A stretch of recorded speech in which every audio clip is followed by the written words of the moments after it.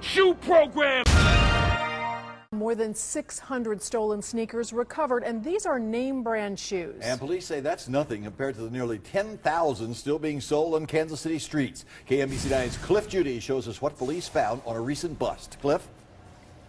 Well, Larry, this obviously isn't one of those types of expensive tennis shoes that these thieves are actually trying to look for. But the point is that every criminal at every level of trying to get that stolen property to the streets is going to try and make some money. So a thief still sells to a dealer, a major dealer who can move a lot of product, to sub-dealers and so on. So the value of that stolen product goes from $20, $40, $60 and so on, just as an example. So while you can get these for cheap on the street, it still means big money.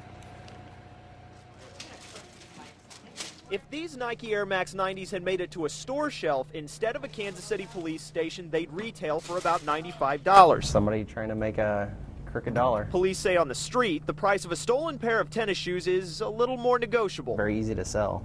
I mean, it's very marketable. I mean, heck, they can't keep them on the shelves as it is.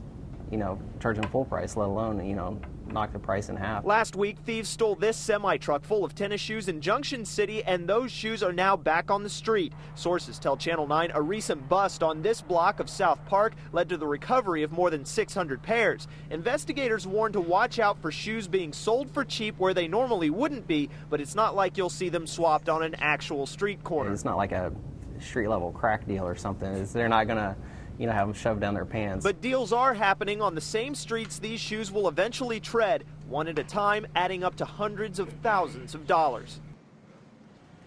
Now that doesn't even take into account of the other semi-truck that was stolen back in December that was also full of Nike tennis shoes, and police are telling me that they haven't really recovered any of those shoes, hardly at all. Kelly? Cliff, how much are these shoes going for on the street? Well, like I said, it kind of depends on where in the supply chain the shoe is when you actually get to buy it on the streets, but I'm told that they're selling for anywhere from about $60 all the way up to full price. Kelly? All right, thank you, Cliff. Now, police say good tips led to this stash of stolen shoes, and any tips could be big for this case. So if you have any information that could help, you can call the Crime Stoppers Tips Hotline at 474-TIPS.